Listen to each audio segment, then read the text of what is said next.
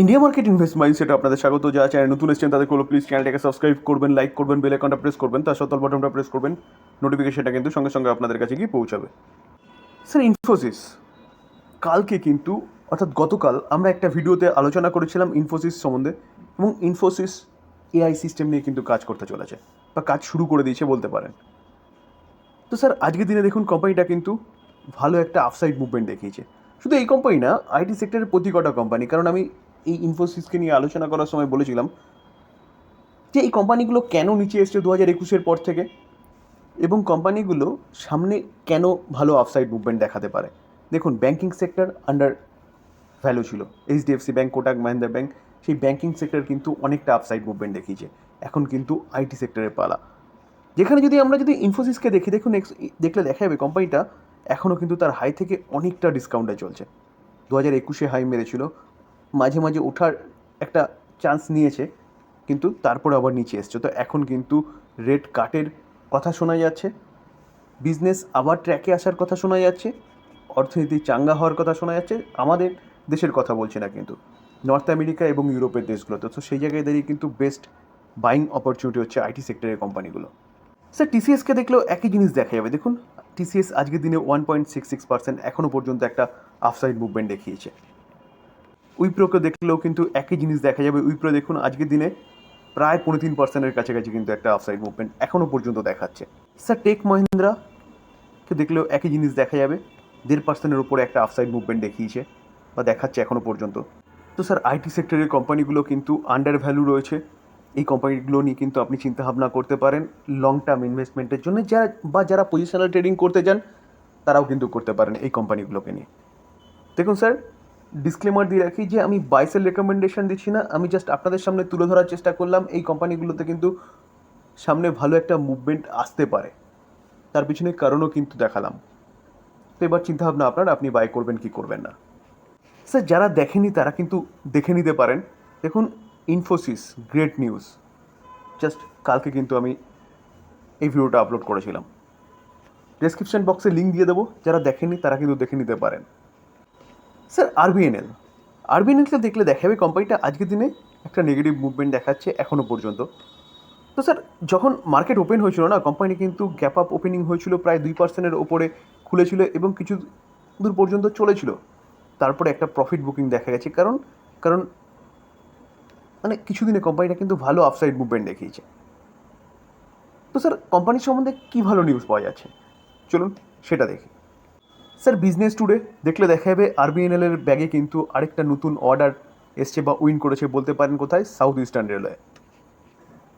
Sir, মানি কন্ট্রোলে দেখলে একই জিনিস দেখতে পারবে, জাস্ট 4 ঘন্টার আগের নিউজ, যেখানে আরবিএনএল জয়েন্ট ভেঞ্চারে কিন্তু এলওএ করেছে সাউথ ইস্টার্ন রেলওয়ের সঙ্গে, যেটা কত 156.47 করোড়ের অর্ডার পেয়েছে।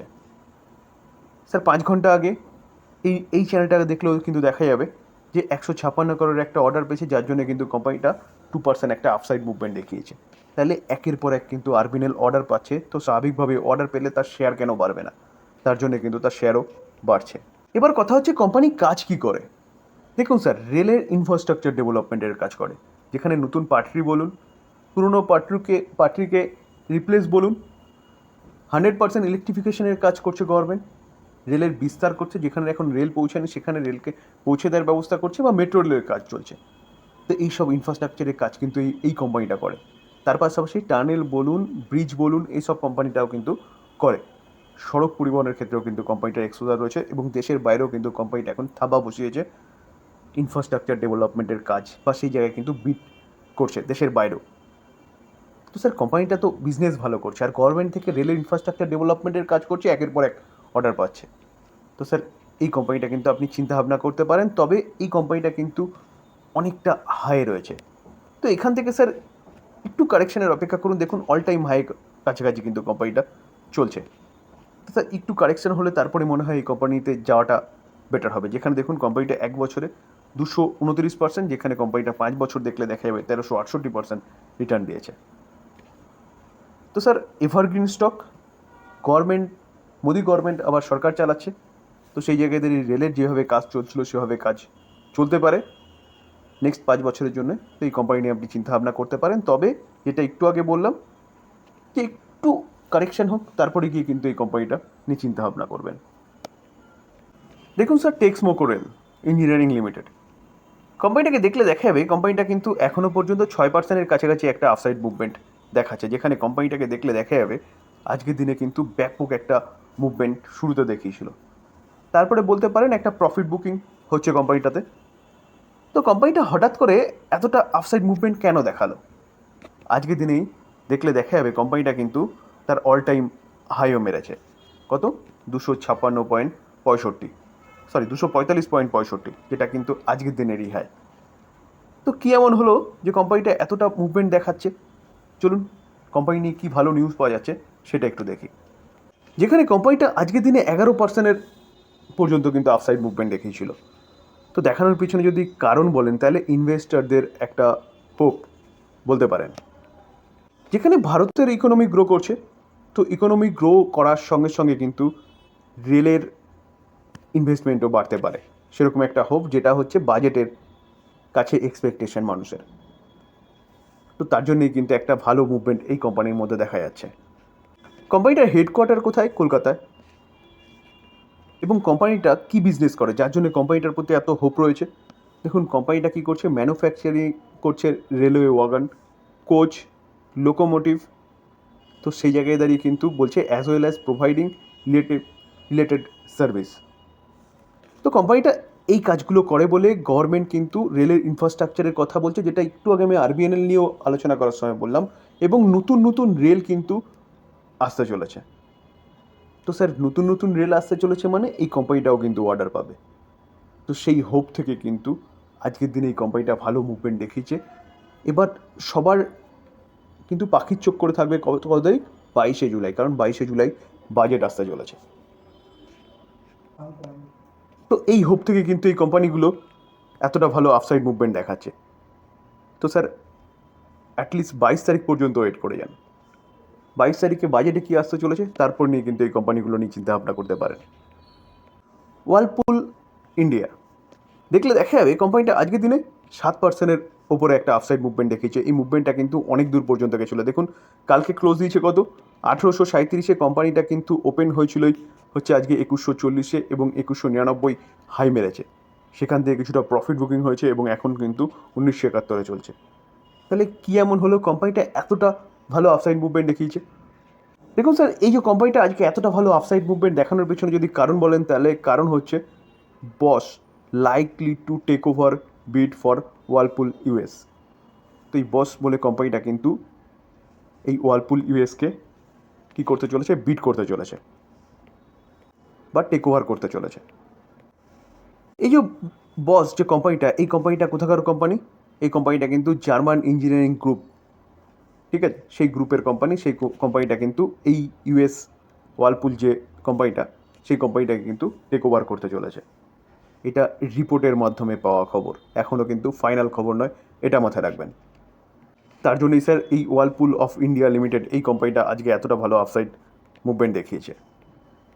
Sir, IREDA, Indian renewable energy development agency limited, কোম্পানিটা আজকের দিনে এখনও পর্যন্ত দেখলে দেখাবে 1%-এর কাছাকাছি পড়েছে। কিন্তু কোম্পানিটা যখন মার্কেট ওপেন হয়েছিল না, তখন কিন্তু ভালো গ্যাপ আপ ওপেনিং হয়েছিল এবং সেখান থেকে একটা ভালো আফসাইড মুভমেন্ট দেখিয়েছে। তারপরে কোম্পানিটির মধ্যে প্রফিট বুকিং বলতে পারেন, যেখানে কেন, কারণ কোম্পানিটা লাস্ট 5 দিন যদি দেখেন তাহলে দেখলে দেখা যাবে এতটা পড়ার পরেও 5% বা 6%-এর ওপরে কিন্তু একটা আফসাইড মুভমেন্ট দেখাচ্ছে, বা 6%-এর কাছাকাছি। তো এই কোম্পানিটা এত দৌড়চ্ছে কেন? দেখুন স্যার, সামনে বাজেট, তো এক্সপেক্ট করা হচ্ছে যে পিএম সূর্য ঘর মুফত বিজলি যোজনা, যেটা আগে নাম ছিল পিএম সূর্যোদয় যোজনা, এই যোজনার আন্ডারে কিন্তু কত 1 কোটি হাউস হোল্ডকে কিন্তু সোলার রুফটপ দেওয়ার কথা বলা হচ্ছিল। তো এখন শোনা যাচ্ছে স্যার রিপোর্টের মাধ্যমে যেই 1 কোটি হাউস হোল্ডদের অ্যাপ্লিকেশান চালু হয়ে গেছে এবং কাজ কিছু কিছু ক্ষেত্রে শুরু হয়েছে। তো 1 কোটির জায়গায় সম্ভবত এটা টার্গেট রাখা হবে 2 কোটি এই বাজেটে, এটা কিন্তু রিপোর্টের মাধ্যমে শোনা যাচ্ছে। তো স্যার, 1 কোটির জায়গায় যদি 2 কোটি হয়, তাহলে যেসব কোম্পানিগুলো সোলার রুফটপ নিয়ে কাজ করে সেই সব কোম্পানিগুলো কিন্তু রকেট হয়ে ছুটবে। তার মধ্যে অন্যতম বলতে পারেন ইরেডা। কেন ইরেডা? কারণ এই কোম্পানিটাই কিন্তু ফাইন্যান্স প্রোভাইড করবে। তো সেই জায়গায় দাঁড়িয়ে স্যার এটা যদি সত্যি হয়, এবার বাজেট অর্থাৎ 22 তারিখে যে 22শে জুলাই যে বাজেট আসতে চলেছে, সেই বাজেটে যদি জিনিসটা সত্যি বলে প্রমাণিত হয়, তাহলে কিন্তু এই কোম্পানিটা রকেটের মতন ছুটবে, এই জায়গায় কোম্পানিটা কিন্তু থাকবে না। তার পাশাপাশি যেসব কোম্পানিগুলো সোলার রুফটপ নিয়ে কাজ করে, টাটা পাওয়ার বলুন, কেপিআই গ্রিন এনার্জি বলুন, আদানি পাওয়ার বলুন, জেএসডব্লিউ এনার্জি বলুন, এই কোম্পানিগুলো কিন্তু রকেটের মতন ছুটবে। তো এই কোম্পানিগুলো কিন্তু আপনি আপনার রাডারে রাখতে পারেন। ডিসক্লেমার দিয়ে রাখি, আমি কোনো বাইসেল রেকমেন্ডেশন দিচ্ছি না। কোম্পানিগুলো নিয়ে নিউজ পাওয়া যাচ্ছে, সেগুলো নিয়ে আপনাদের সাথে আলোচনা করার চেষ্টা করলাম এবং কোম্পানিগুলো নিয়ে অ্যানালাইসিস করলাম। এটাকে বাইসেল রেকমেন্ডেশন একদম নেবেন না। আলোচনা এই পর্যন্ত। যদি ভালো লাগে, যা চ্যানেল নতুন এসেছেন তাদেরকে প্লিজ চ্যানেলটাকে সাবস্ক্রাইব করবেন, লাইক করবেন, বেল আইকনটা প্রেস করবেন, তার সাথে অল বাটনটা প্রেস করবেন, নোটিফিকেশনটা কিন্তু সঙ্গে সঙ্গে আপনাদের কাছে কি পৌঁছাবে। থ্যাংক ইউ, ভালো থাকবেন।